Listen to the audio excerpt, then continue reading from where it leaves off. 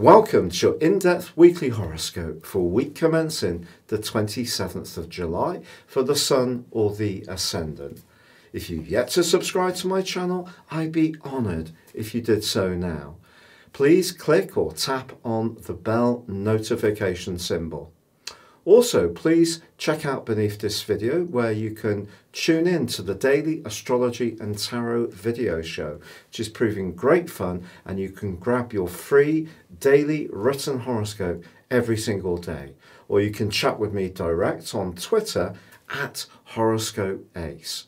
This week begins with a passionate quarter moon in the sign of Scorpio, which is about desire. The sun is in the very warm-hearted and loving sign of Leo. So if there is any politics around a relationship, and it doesn't have to be purely a romantic tie, but if there's any possessiveness, control, jealousy, trust issues, maybe they do need to be looked at this week. Now also this week, Mars is in a square with Jupiter from Wednesday through to the end of the week.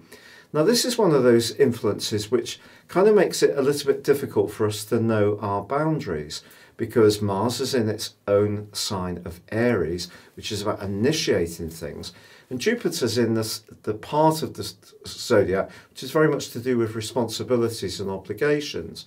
So if we do decide to do something in a bit more of a dash and try to inject extra energy and verve, we just need to be aware if it's appropriate for that particular situation. Also, towards the end of this week, the Sun is clashing with Uranus. This can make us impulsive, restless, particularly with our resources.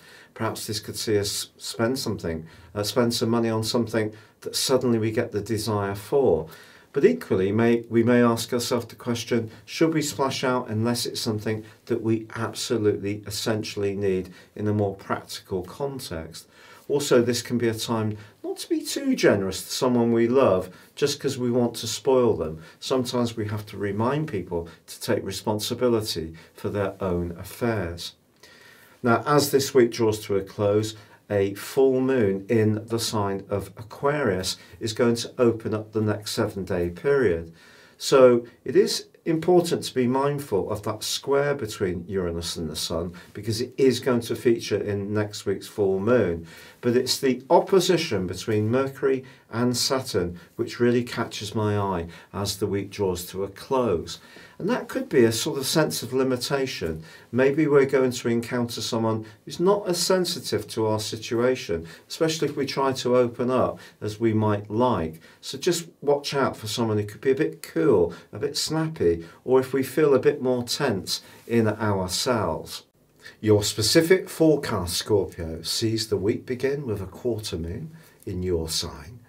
Balancing what you want as an individual with what works in the wider world is the trick of this particular quarter moon.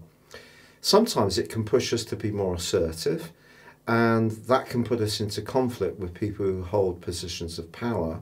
But then again, sometimes we need to be more assertive. And this week's opposition between Mercury and Jupiter can give you extra confidence to say how you feel. Also, however, Mars, your ruler's clash with Jupiter, can create a little bit more electric energy and can see you restless.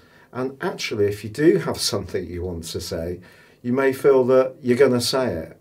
So if you are a bit more impulsive, and that's possible with the Sun's clash with Uranus in the second half of this week, once Mercury comes into conflict with Saturn as the week draws to a close, you may kind of be receiving the outcome of whatever you've been trying to manifest earlier in the week. The great news, however, is that Mercury, of course, has gone through that very long journey through the sign of Cancer, your sister water sign, and it does come out of shadow as this week draws to a close. So I just feel that, yes, this is a time for you to try to get clearer about what you want in terms of those worldly interactions, in terms of your goals, ambitions, or key responsibilities, whatever aims and ambitions you have. That's the Sun in Leo. But there's a lot of competing influences which are Just asking you to pick your way through this in order to make sure that you stay on track for what really works for you. It's been a real pleasure being with you. Thank you so much for having joined me. If you'd like to ascend above your zodiac sign and embrace serious astrology, please check out my affordable range of astrology reports beneath this video.